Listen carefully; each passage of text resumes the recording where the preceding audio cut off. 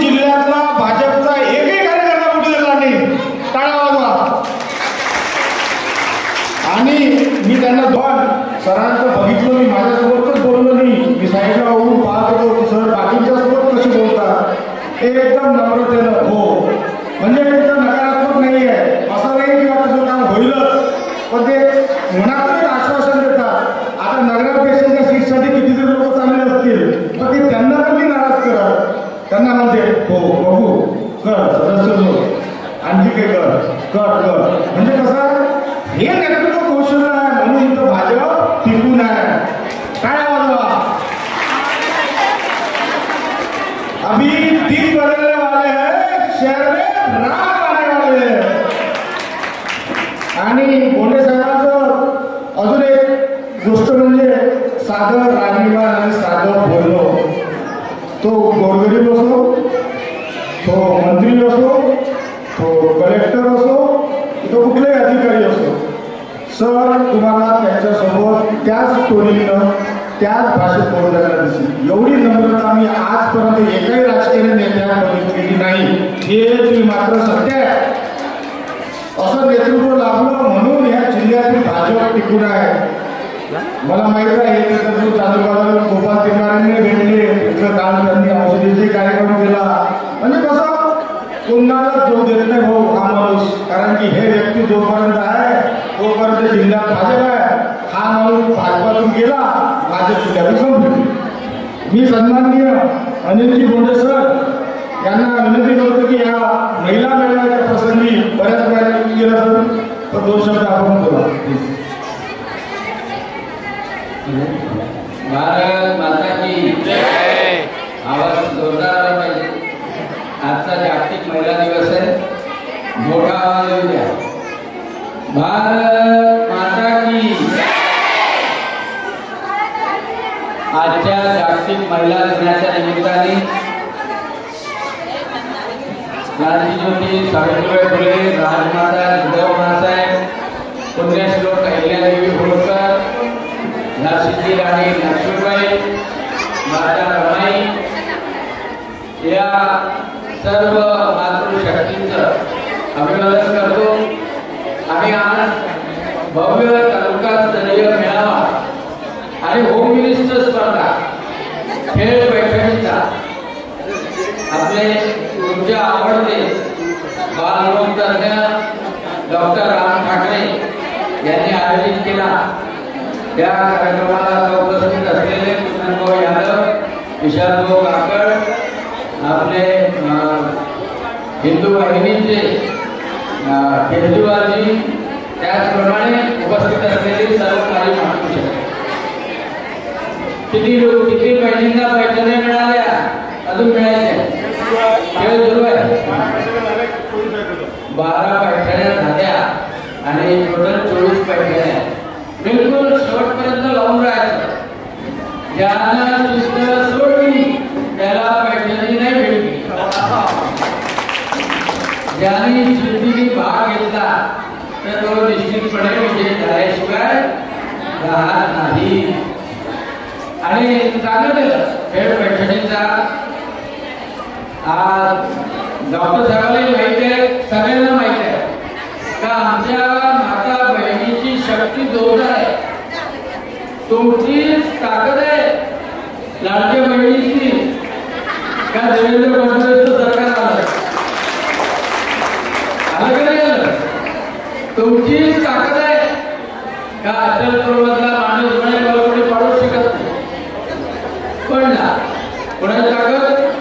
लाडक्या बहिणीची ताकद. आणि म्हणूनच आजच्या दिवशी लाडक्या बहिणीने देवेंद्र फडणवीसांनी नाराज नाही केली.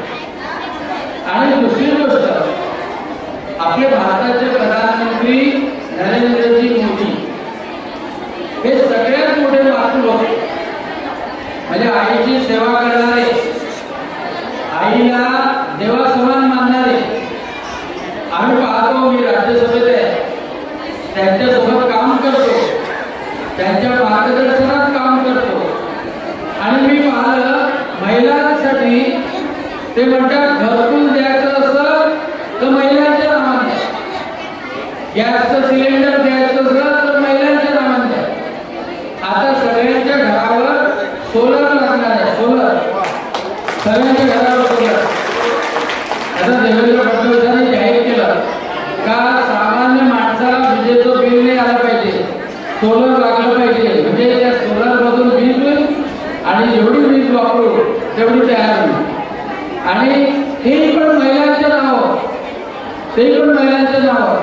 कोणाला गृहोद्योग करायचे असत, गृहोद्योग करायचे असत तर 35% सबसिडी तेही महिलांच्या नावावर.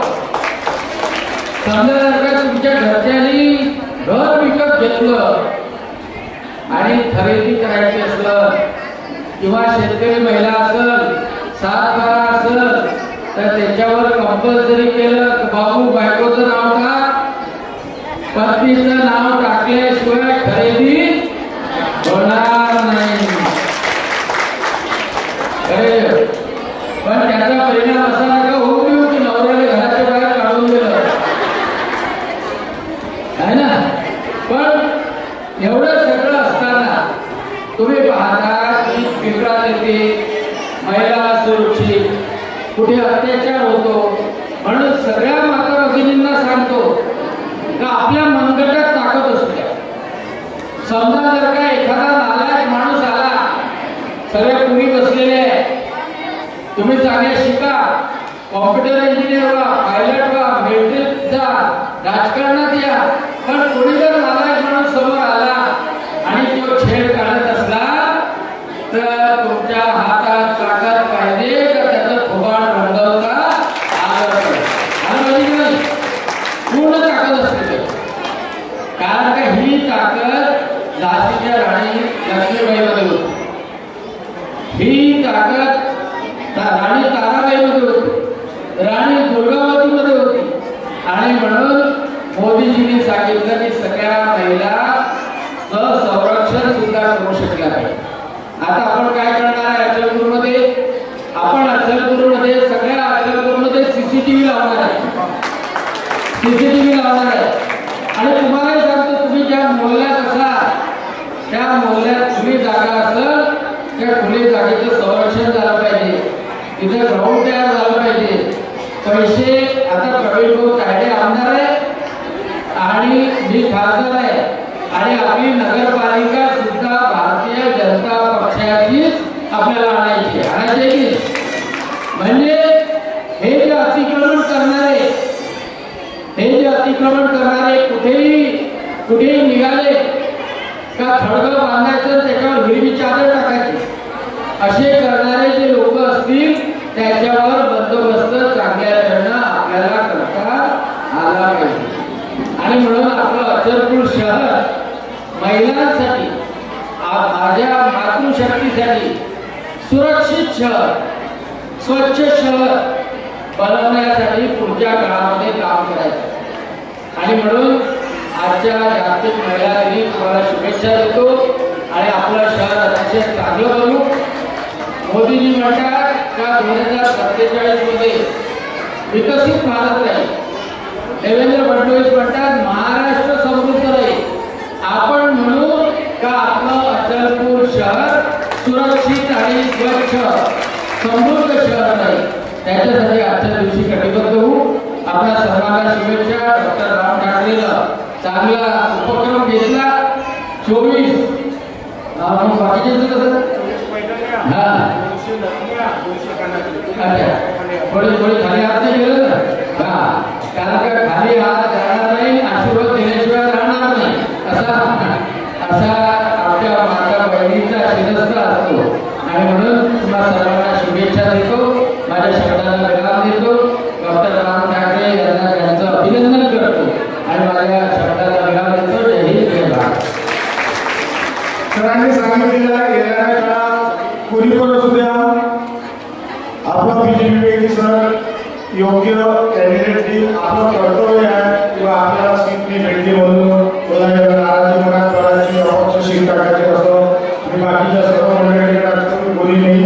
आपण प्रवीण भाऊ तायडे आणि सन्माननीय श्री अरुण भाऊ कोडे आपण